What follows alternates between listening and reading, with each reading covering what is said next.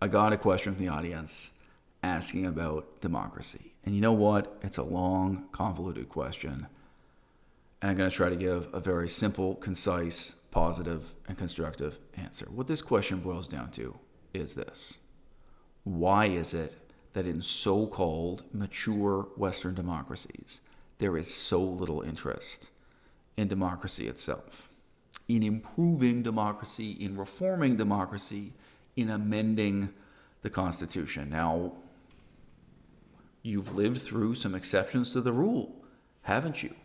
There's been a whole lot of interest in gay rights, constitutional amendments for gay marriage and gay rights. Yep, that's true. Oh, what else can we think of? Abortion. It's been a lot of interest in abortion. But when you look at democracy as such, when you look at what an outrageous joke elections are, whether it's in the United States of America, England, Canada, Australia, any of these countries, when you look at how Parliament itself works, when you look at how little anyone can do in Canadian Parliament if they are not the Prime Minister or one of his direct acolytes, members of cabinet working with the Prime Minister. Indeed, even the United States, despite the congressional system, where you seem to have a country ruled by just one man and an unbelievably dysfunctional quasi-democratic system. Of course, the issues of corruption and what have you. In this video, I'm not asking negatively or analytically about those problems. I'm asking positively and constructively about the solution. And what I have to say to you is, in a word, education. The solution is education. And the current problem is also excavated by education. Because the problem is nobody cares. Right? The problem isn't democracy. The problem is lack of interest in democracy. The problem is lack of any positive interest in reforming democracy. And again, we can illustrate this by looking at exceptions to the rule. You know where people really care about the future of democracy? You know where they really care? Thailand. Right now, in 2020. In Thailand, they look to the east and they're looking at Cambodia. They look to the west, they're looking at Myanmar. They look to the south, they've got Malaysia and Indonesia. People in Thailand care about democracy. Just a little bit further north, there's China. Do you want the future of your country to be more like China? To be more like Japan? To be more like Western Europe? It's a big question. Right now, the streets of Bangkok, Thailand, they're asking, how much democracy are they going to have? You know where people care about democracy? Hong Kong. They're not going to get it, but people in Hong Kong are willing to stand up and kill and die for democracy right now in the year 2020. It's tragic, it's sad, but that's the truth. They care, we don't. Why don't we care? Why is there so little interest in democracy in countries where people feel they have enough democracy? And just one more example, Mongolia. Mongolia has a great big land border with Russia, and they got people on business coming back and forth on the train to and from Russia every day. The trains connect Mongolia to Russia. They got people on the other border coming back and forth from China. They're looking at Russia. They're looking at China. They think, we're interested in the future of democracy. We're interested in not having our future look like Russia, not look like China, not look like North Korea. Maybe they want the future to look more like Japan, maybe like the United States of America or Western Europe. They are interested in democracy. We are not. And why? Of course, it's our system of education. Aristotle set out this puzzle for us, and then he died, leaving the book incomplete. At any rate, the only extant copy we have of Aristotle's Politics is incomplete. Maybe there was a complete copy in the Great Library of Alexandria before it was burned down, right? But Aristotle set out this puzzle for us, that in every country, system of education has to correspond to, has to work with, has to work for the constitution of that country. If you have a democracy, you need a system of education that prepares people to be good citizens, to be participants in a democracy. If you have a monarchy, You need a system of education that prepares people to be good citizens in that monarchy. We still have monarchies today. We have Saudi Arabia.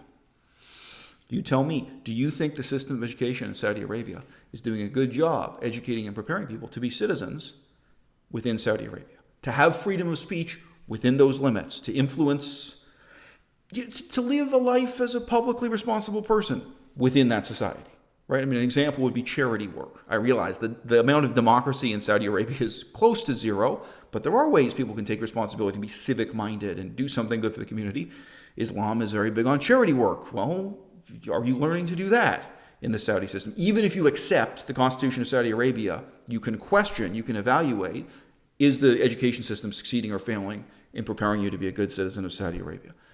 Is the education system in any given country doing a good job of preparing you to be a member of, a participant in, a leader in, the democratic system in that country, however much or however little democracy you may have?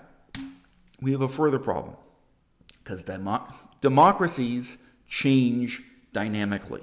Constitutions get rewritten sometimes every few decades, sometimes every few years, and that even happened in Athens. It even happened within Aristotle's lifetime, okay? Constitution gets rewritten again and again. The number of years between the draconian laws and the Constitution of Solon, of Athens, it's not that many years. You'd be surprised. We still have these words in English, draconian laws, draconian legislation. We still say, reflecting this Constitution that only lasted for a couple of years. Constitutions don't last forever. We have a cultural tradition, especially in the United States of America, of regarding the Constitution as if it's something set down once and for all time, like the pop culture idea of the Ten Commandments that Moses carried down from the hill. That is not true about constitutions anywhere. Not in the United States, but even more flagrantly, not in West Germany, not in South Korea, not in Japan, definitely not in Canada. In most countries, constitutions are something that change. There is an inherently conservative bias in that your system of education is never going to be preparing you to participate in the democracy of the future. It's only and always going to be preparing you to participate in the democracy of the past. At best, the system of education you've got is preparing you to participate in democracy as it was, neither as it is nor as it should be. Now, in Canada, I can't even say that. Many years ago, I saw an interview with the rapper Tupac Shakur. Probably some of you can send me the link. It's probably on YouTube right now somewhere. And it's Tupac complaining that in his high school education, he didn't learn to take a complaint to Parliament. He didn't learn to take a complaint to City Hall. He didn't learn to participate in the democratic system anyway. He didn't learn to fight for his rights or just to even dispute some zoning regulation, some relatively minor legal kerfuffle at City Hall or State Senate or what have you. He didn't learn how any of that works or how to participate, how to be a good citizen. Instead, he says, I learned how to play volleyball. Right? He wasn't the most articulate guy, and as I recall, he was a teenager when he gave that interview, right? But it's a sincere and hard-hitting complaint. What we are teaching people in high school doesn't prepare them to be citizens, and what we're not teaching them, right? It highlights, it's the basis of this whole problem. This person's writing in to ask me about, why is there no interest in direct democracy or even making parliamentary democracy work in any of these countries? People have the delusion that they have enough democracy, but it is largely a delusion predicated on ignorance. Right? So it would be one thing if we could reform the system of education so that people in democracies really were prepared to be responsible citizens, to be participants in, to even be leaders in democracy. We don't have that yet. But there's a further challenge.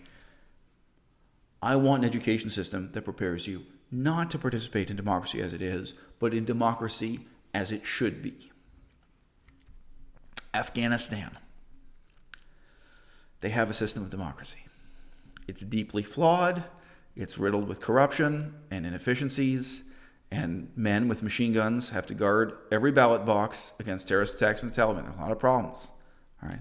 If you're designing a system of education in Afghanistan today, in 2020, Are you going to teach people how to participate in democracy as it actually is, or as it ought to be? As it should be, and as it quite possibly could be within just 10 years. 10 years goes by pretty quick. Well, what you're educating people about in high school today or in university today, it could be reality just 10 years from now. And in a country like Afghanistan, that's not reckless optimism. Like, okay, here's how to participate in the elections, not that we had 4 years ago, but that we should have 4 years from now, right? That's reasonable. It's reasonable. I mean, again, a situation as stark and terrifying as Afghanistan, a situation like Mongolia, a situation like Thailand. Are you educating people for the democracy they already have, or for the democracy they ought to have, and that they ought to be equipped to demand? Right? Again, in a country like Canada, we don't even have a system of education that explains to you how the system of democracy already works. Anyone who takes a moment to glance at how the elections actually work, which people are interested in now for 5 minutes in 2020 because of the election of Donald Trump, and it's been a big disaster. 20 years ago, the year 2000 elections that swept George W. Bush into power, there was a brief moment where people stopped and took 5 minutes to read the Wikipedia article for how elections actually work in the United States of America. Like, this doesn't make any sense. And then what happened? Nothing. There was no constitutional amendment. These problems, it's not just reasonable to have a constitutional amendment. It's reasonable to tear up the Constitution and write a new one. It's reasonable to start with a blank sheet of paper and start making laws that actually work. So a man is choked to death on the streets in the United States of America. And for 5 minutes, the whole world pays attention to this very strange accretion of laws and standard of practices and expectations of how the police work. For 5 minutes, it's so fleeting. People care. It's the same with, aircraft crashes. When there's a disaster in the aircraft industry, for just 5 minutes, people are learning the details of how the black box works, and how the government ministry that inspects it for safety works, and who's responsible for what, and they move on and they forget, right? There's been no sincere interest in reforming democracy, and I don't just mean the United States of America. This applies to Canada, England, really all the mature Western democracies. There was a spark of interest in France with the Gilets jaunes. And I'll just mention again, I've said it before, there's a really weird conspiracy in the media to suppress the democratic aspect of the Gilets jaunes because they were explicitly calling for constitutional amendments and reforms to make democracy in France more democratic, to have more direct democracy. They really wanted change in a meaningful way. It wasn't just a set of protests about gasoline prices, right? Public attention is sparked in this very fleeting and shallow way by a disaster of this kind. But the pattern that's held true during my lifetime is that soon enough that attention dissipates. There is no reform. There is no progress towards a more perfect democracy, or even just a more adequate democracy. All right. Now, if we look at the two halves of the equation that Aristotle set out for us, right? So there's the Constitution and the system of education. Question I want to ask you is, which one is going to change first? And which one can you change? Which one can you make a difference in now and in the next 5 years? Right? From my perspective, both of them have to be completely demolished. I mean, I'm dead serious when I say that the university system of education we have in the Western world right now needs to be torn down. And in tearing down the university system, you cause a disruption throughout society at all levels, because we live in a society where most rights, ranks, privileges, and sources of income correspond to credentials that are handed out by universities and other educational institutions. I mean, ultimately, getting your driver's license comes from an educational institution, although not a university, right? Who is a surgeon and who is not? Who is qualified to fly an airplane and who is not? Who is allowed to be a stockbroker and who is not? Who is an architect and who is not? Who is a lawyer and who is not? Who has to pay a lawyer as opposed to being paid to get even the simplest thing done in a court of law, right? All these things are controlled and defined by your system of education. So if we're calling for a total reform of education to demolish the establishment we now have, it's not a minor revolution that I'm calling for, right? And the constitutions that we have in the Western world, they need to be torn up and rewritten. But it's also fair to say that if we tear up the Constitution of the United States of America today, or of Canada today, right, and start from a blank sheet of paper, you know how little engagement, how little interest, how little enthusiasm there's to the public. Right? You know you're not going to get a great or good or even passable constitution to replace the old one. Just look at the quality of the intellectual response at all levels to police brutality in 2020. Look at the astounding stupidity of the defund the police movement and of what's come out of BLM, Black Lives Matter. There aren't new ideas here. And let me just be clear. You need new ideas that are so good, that are so much fundamentally better than the old ideas, that they make those old ideas obsolete. That's what we're looking for. We're not looking for new window dressing, new decoration, not for something that's just fun, just decoratively better on the surface, right? We're looking for fundamental innovations, fundamental improvements. Or rather, what I mean to say is nobody is looking for fundamental innovations. Nobody is interested in any fundamental improvements. And that is the rot at the basis of our system of education, which is most obviously evident in political science education, political philosophy, politics as an area of education, and the knock-on effects that has on the system. Now, I'm 42 years old. Within my lifetime, police brutality is not the only example of this. So there has been a critique of police brutality, and I'm saying there's an appalling lack of new ideas, and that this shows the weakness of our education system. This shows how poorly we're prepared to actually tear up the Constitution and write a new and better Constitution. I don't mean me personally. I mean us, on the level of thousands or millions of people. Whoever's going to participate in this, okay, what? You ever heard of neoliberalism? Have you looked at the critique of neoliberalism in the last 30 years? Again, in this sense, the paucity of new ideas is just appalling. It's just shocking. Yes, of course, I can't say there are zero ideas if you rake through the mountains of paper that have been presented at academic conferences about neoliberalism. But in this sense, in the same way there are now conferences talking about police brutality in 2020 and giving different left-wing watchwords about defunding the police and what have you. No, neoliberalism was never confronted with a fundamentally new, fundamentally better, fundamentally innovative idea that could replace neoliberalism and that would make it obsolete. That was so much better. Nobody's talking about going back to the Apple II. Nobody's talking about going back to the Apple Lisa because the new computers Apple is making make them totally obsolete. Nobody's talking about going back to the iPhone 1 because they got the iPhone 11 or the iPhone 12 now, whatever we're up to.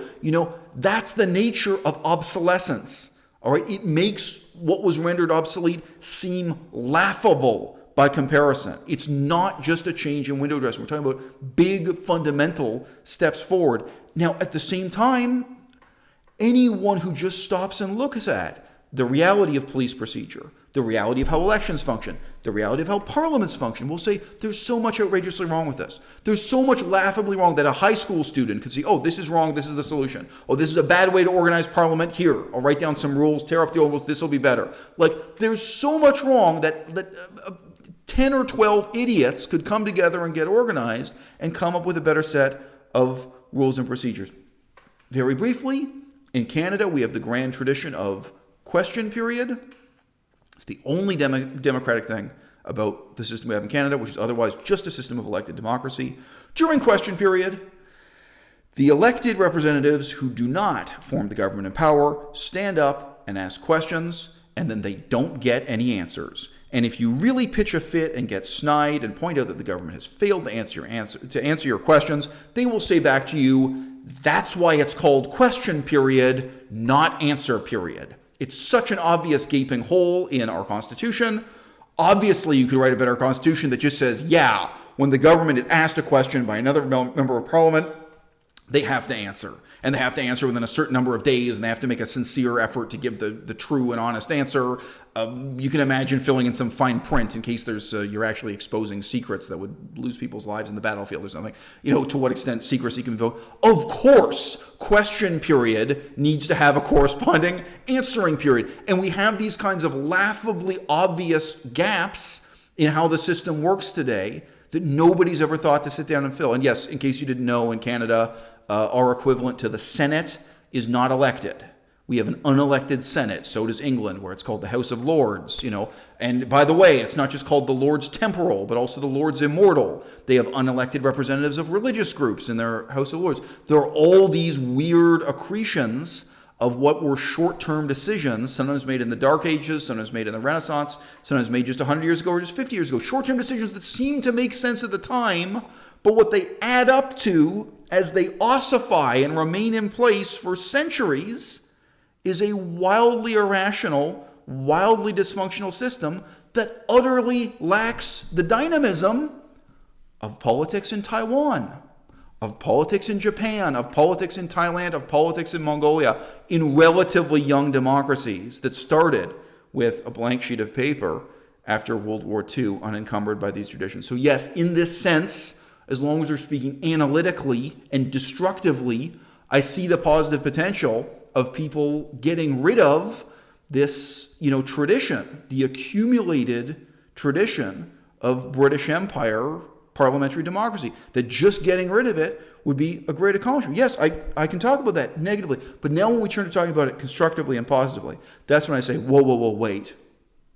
Look at our system of education. Look at the appalling stupidity of what we've managed to produce in terms of new ideas and innovation, whether that's in response to neoliberalism, globalization, another great watchword that brought together thousands of pens with PhDs attached to them, writing out reams of paper, all these theories about globalization. Go through them. You try to find a new idea that meets this criterion, a new idea that would make the old idea obsolete. All of the most fundamental and important questions of government have gone unasked and unanswered since the end of World War II. And why is that? My answer is to point back to Aristotle and say, tragically, it's because of this relationship between the Constitution and our system of education. What we need is a system of education that doesn't prepare us to plow the fields as silent peons in a system of feudalism. We don't need a system of education that prepares us to be powerless people in a society dominated by, an unelected class of lawyers and government-employed bureaucrats and captains of industry, in corporate America, or the leaders of corporations in Canada that collude with government. We don't need a system of education that prepares us to be depoliticized consumers in a bureaucratic, technocratic society that, in my words, lacks any kind of polity whatsoever. What we need is a system of education that prepares us to participate not in democracy as it actually is, but democracy as it should be.